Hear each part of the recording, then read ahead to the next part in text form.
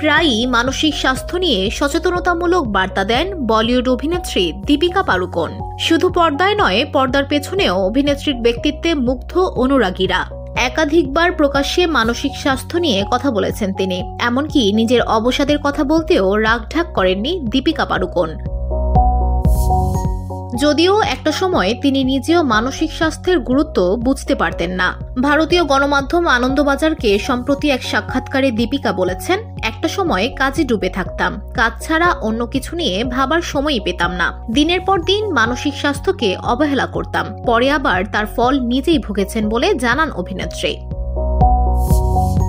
রণবীর পত্নী আরও বলেন, আমি অনবরত কাজ করতে গিয়ে একদিন হঠাৎ অজ্ঞান হয়ে গেলাম, কিন্তু কয়েকদিন পর বুঝলাম আমি অবসাদে ভুগতে শুরু করেছি। সাক্ষাৎকারে শৈশবের প্রসঙ্গ উঠে এসেছে। শৈশবের কথা বলতে গিয়ে অভিনেত্রী বলেন, আমি শৈশবে খুব দুষ্টু ছিলাম, কখনো টেবিলে উঠে পড়তাম, আবার কখনো চেয়ার বা সোফা থেকে লাফ দিতাম।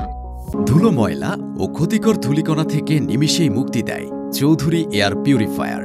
এর শক্তিশালী সাকশন ঘরের কোনায় কোনায় লুকিয়ে থাকা সকল ধুলা টেনে ফিল্টার করে এবং বের করে আনে নির্মল ও স্বাস্থ্যকর হাওয়া। পরীক্ষার সময় কিভাবে প্রস্তুতি নিতেন জানিয়ে দীপিকা বলেন, পরীক্ষার সময় আমি খুব চাপে পড়ে যেতাম। অঙ্কে আমি খুব কাঁচা ছিলাম, আমি এখনো অঙ্কে খুব কাঁচা। কিন্তু নরেন্দ্র মোদী বলেছেন, সব সময় নিজেকে প্রকাশ করো, নিজেকে কখনো চেপে রেখো না। আমিও মনে করি বন্ধু ও পরিবারের কাছে নিজের মনের কথা প্রকাশ করো। ডায়েরি লেখাও নিজের মনকে প্রকাশ করার ভালো অভ্যাস বলে জানান অভিনেত্রী। VOD Bangla news desk.